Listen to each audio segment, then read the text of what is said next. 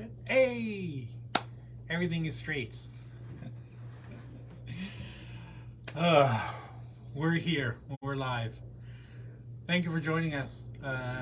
Although I'm pretty sure everybody who originally joined us has left the building. And whatever. We'll get back on. It's been a while. We've had some shows. We've had some. I got COVID finally after 3 years of dodging it. Finally struck. I finally got it. Thankfully, my symptoms were light, but well, light. They were pretty severe, but not like hospitalization severe, but just like delirium. The delirium was the worst thing. You know, the sweating and the fever and the coughing and the, oh my gosh, it was bad. That was probably 4 straight days of delirium. I think so. I was out for about a week. Anyway, still, you know, tired a bit. Still feeling a little butterflies in the lungs there that make you cough once in a while. But anyway, enough of that. Thanks for joining us for the latest Sylvia Findings live stream presentation. I just, you know, we've had some discussions lately about because when we do shows, retail shows around the country, you know, for a fee, we'll set stones for you, sort of thing. And our settings, especially like our gold settings, I'll just show you. This is not a gold one. This is just like a silver one. This is the style of setting that we have. Almost all of our gold pendant settings are designed with those baskets, you know, and those basket settings are generally designed for faceted stones with a, you know, good sized pavilion, so the pavilion sits in the back. And you know, the reason, I should pull one of these out of the bag so I can show you. The whole idea of this is, you know, the stone sits in the front, you know, the prongs pull down over onto the crown of the stone, and yes, you know, these are pre-made settings and they're pre-notched and everything, but if you have a really shallow stone, you may need to trim these down and cut them off. There's a whole video about that, so please go watch that if you're unsure about that. The general rule when I was doing bench jewelry classes, stone setting classes, the general rule that I was taught, and I think generally it's good. It's a good rule. Is that you don't want the prongs to extend more than 50% across the height of the crown. All right. So the very top of the stone, the flat faceted stone, that's the table, and the small bevel around the edges that are normally faceted, that go down to the outside edge. The outside edge is called the girdle, but that facet between the girdle and the flat top, the table, is called the crown. So you only want the prongs to extend, and some people argue that, you know, 25% is better, less occlusion of the thing. I guess it just depends on how wide the crown is on your stone. But I've found that you know, for if you're just learning, or you know, if you're unsure, 50% is fine. You know, even a little bit more is fine. I mean, you don't want the prongs to extend all the way past the crown onto the table, because that just looks weird, right? So just trim them down. It's not that hard. There's a whole video about how to do it. And if you have any specific questions, you know, please, you know, forward them to me. Either ask here or email me directly, mark@canadafindings.com. You can find us. We're everywhere. And you know, the thing, I'd love to help you figure out how to do whatever it is you're trying to do. The problem with selling these kind of things is that people tend to focus way more on the perimeter dimensions and less so on the basic design of the pendant. And all of our gold, you know, pendant, like I said, are this way, but we are also not redesigning, but designing a separate version of all of these settings that are made specifically for cabochons. Because like I said, for a faceted stone, and I'm just I have one big one here I could put in here? Okay, well this is not, obviously not the size that goes in here, but the idea is that the pavilion extends, this is not working because the pavilion extends down into the basket, and the girdle comes out the front, and the bale is centered about halfway, you know, as far as weight. So the weight distribution is about half on either side of the bale, so that when the bale hangs from a chain, it hangs more or less straight. If you have a cabochon, do I have one about that size lying around? Oh yeah, I'm gonna put this one in there. When you have a cabochon in there, right? This is the wrong size, but you can see, right, that, where's the camera focus? And that's kind of weird. The bale is here and the cabochon is here, so all of the weight of this is forward of the bale. So when you put a cabochon in a setting like this, even though I guess it looks fine, but it's going to hang a little bit forward on a chain. Well, obviously when it's against your chest or whatever, it's going to hang fine. But if you just were dangling it on a display or leaning forward so that it hangs away from your chest, it's going to hang it a little bit forward, which is not ideal, right? So the idea is you want the center of gravity to be as far back, so it's as close to the center of the bale as possible.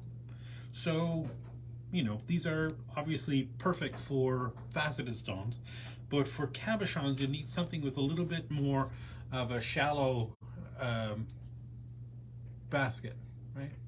And we have these that have a little bit more of a shallow basket, and this also is not exactly the right size for this cab, just for example's sake, but it's better, right? Because it's better because it's much shallower, it's much closer, right?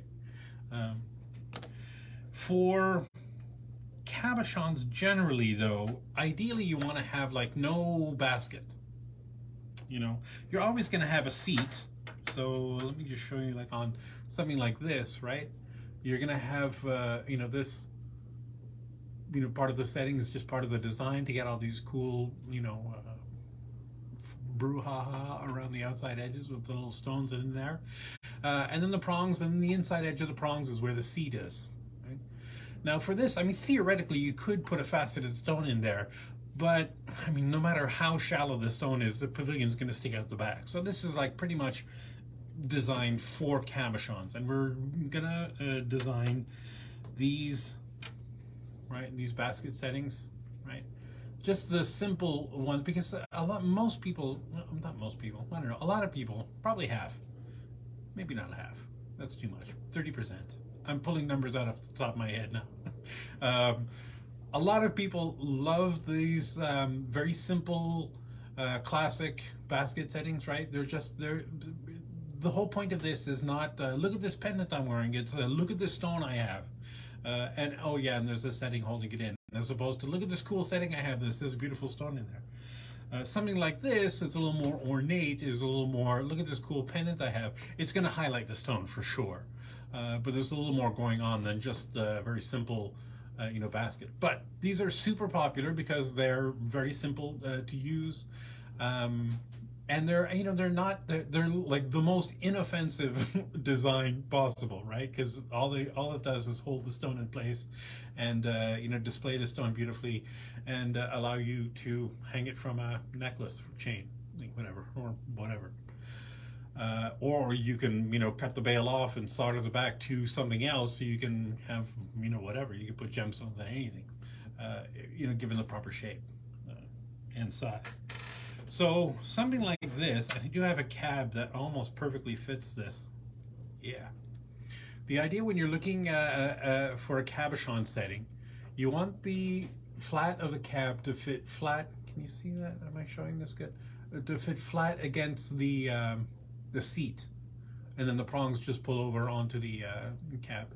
Now the height of the prongs can be a problem depending on the thing, but these are just about perfect, right? Can you see how this extends past the perimeter of the thing, but doesn't go too far into the stone? up over the top of the stone, and it's not too short that if you push it against the stone can very easily pop out, right? Just very simple. But as far as the weight distribution of this bale, is pretty much, close to the top of this. So all of the weight, it's not going to hang forward. It's going to hang pretty straight once you get that stone in there. With a basket setting, where you have a lot of empty space behind, it leans forward, right? More cabochon centric settings, very simple, settings like these are the cute ones that have the little stars that hold the stone in. Although, if it were me, I would always put a little dab of glue on the inside edge. Oh, one thing about the back of these, when you're setting these, you don't want to have any gap in the back between the edge of the stone and the setting, right? Like, can you see that little bit of a gap there? You might think that that's okay, but it's not.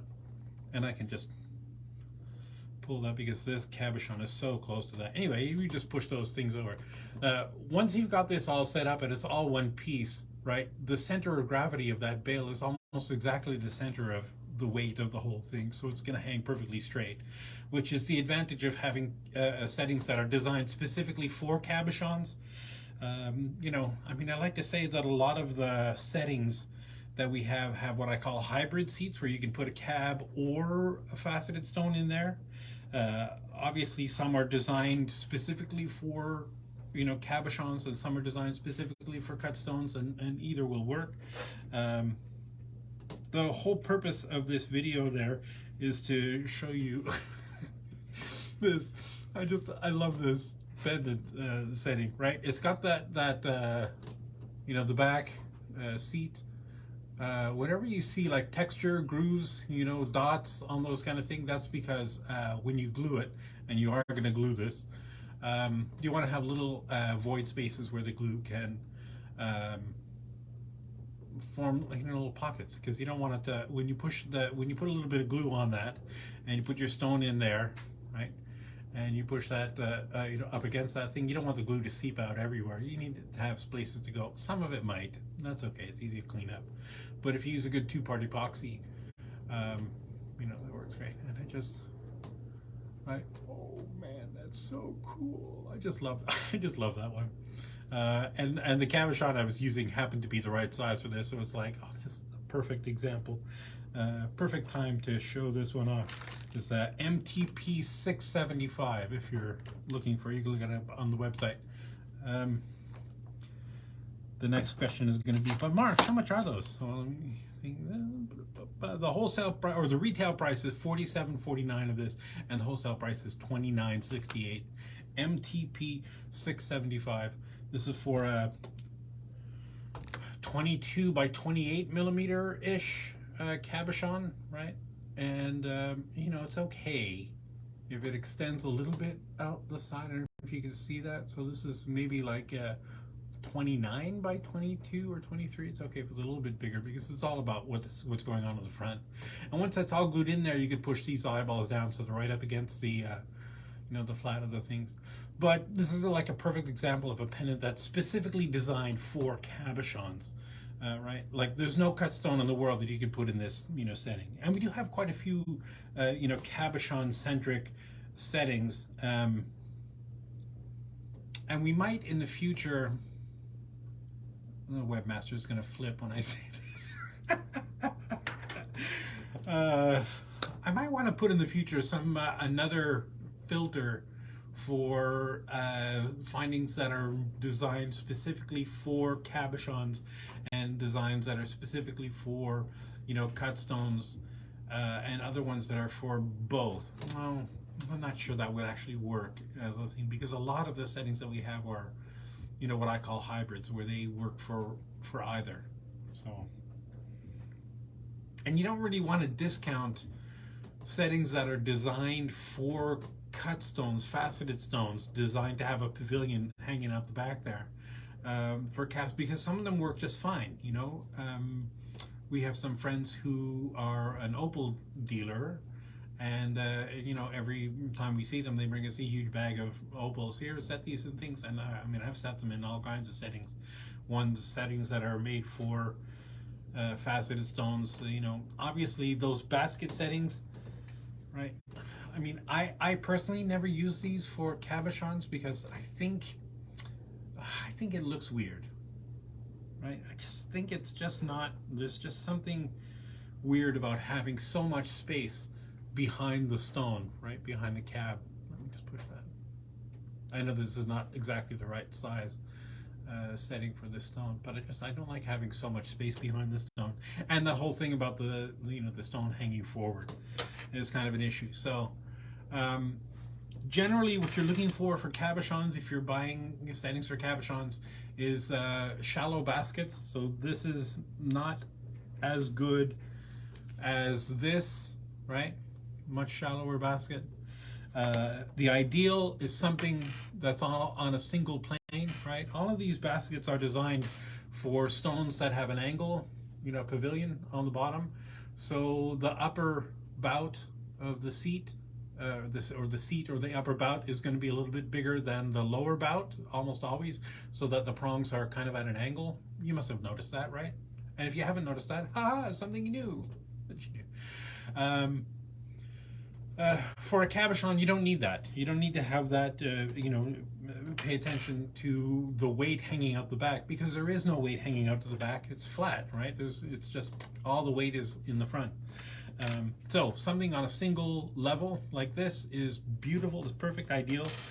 Same as this, it's also single level. It's a little more ornate, right? But this will also work beautiful, I think. And then we have my skull bra. I just love that. We have a couple of others that are very cool, like ovals that have like a flat back like this that you would glue the stone on, and then there's some other ornate pieces that hang over onto the front that you could push over onto the stone after the stone is glued in place. But I'll let you find them on the website. Or if you have any questions about it, think, hey, I've got a cab that's 18 by 20 or 18 by 22 or something. What have you got that will work for a cab? Having said that, like I have mentioned way in the beginning, I'm going to say it again because I think it's important. We are designing an extended line of all of the very simple basket settings that will be made specifically for cabochons. The other differences between settings for faceted stones and settings for cabs is that faceted stone settings, and ours are almost all pre-notched, right? So the prongs are either perfectly round or slightly oval, or the perfectly round cross section, slightly oval cross section. These ones have notches already notched in. I don't know if you can see. You probably can't see it on the, but they have notches for the thing.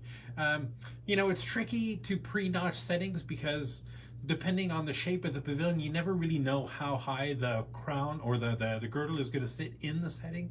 So you would normally, need to adjust that. Traditionally, the prongs were just posts, and the jeweler would fashion the notches where they needed them to go.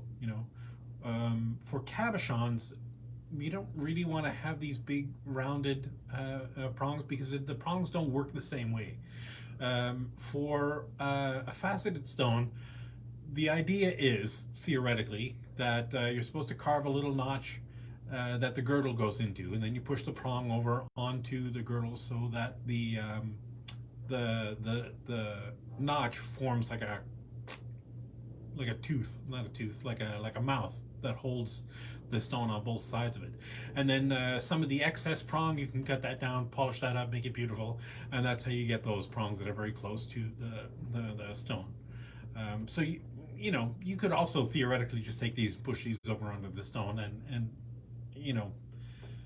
9 out of 10 people would think that looks fine. If you're like a jewelry purist and or a jeweler or a stone setter, you might look at that and say, well, you might have spent like 10 more minutes doing a little dressing of the prongs to make them beautiful.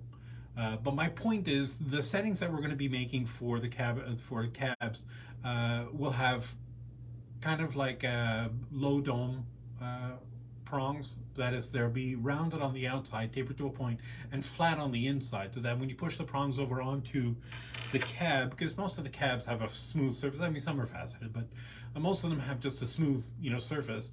And you just want to push the prong over onto the thing so that it, sits nice and snug on top of the cab. So that's really the only other difference, besides not having all of this extra space, hanging out the back. They'll be more level. And I personally, I can't wait, because I think that's it just makes it so much easier, for setting and things. And I still do the, but if I set a cabochon in something like this, I'll just file the inside, grind the inside edges flat. So it's not that hard to do, and then push it over. But I have no problems, making any adjustments that I need to the prongs of the settings, and I can do it fearlessly, because I've been doing it for 27 years, more than that. Crap, that's a long time.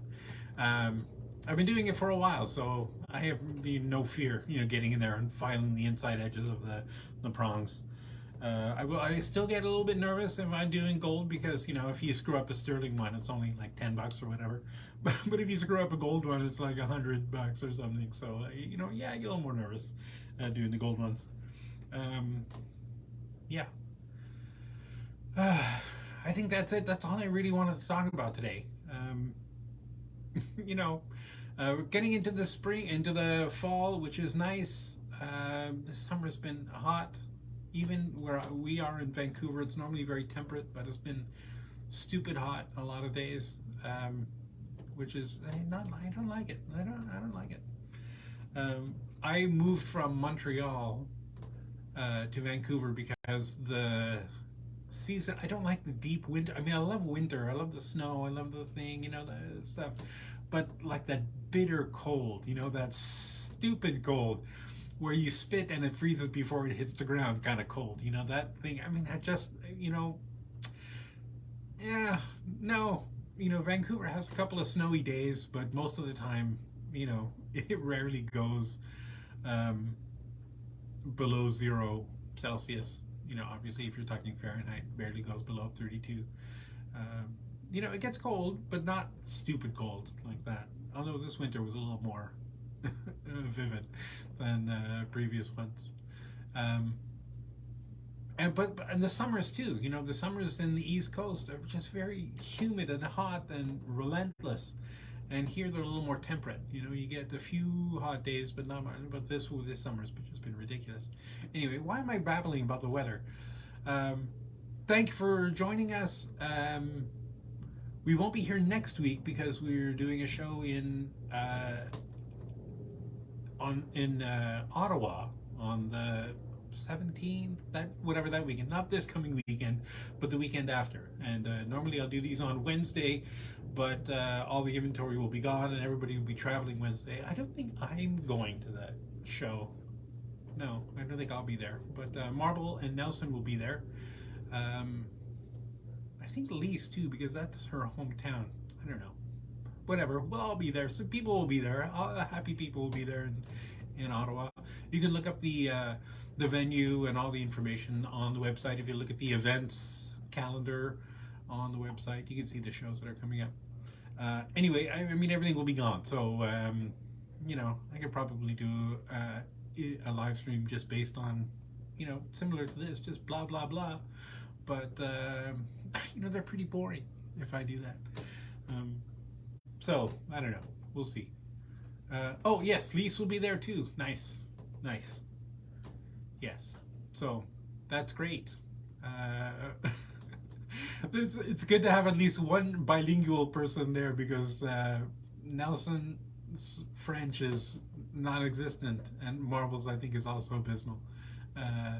So mine is, God, just bad too. I tried talking French. Yes, I think our next live event will be the 21st, which will be because they'll get home on the Monday, and I think yeah, we'll do that on the 21st.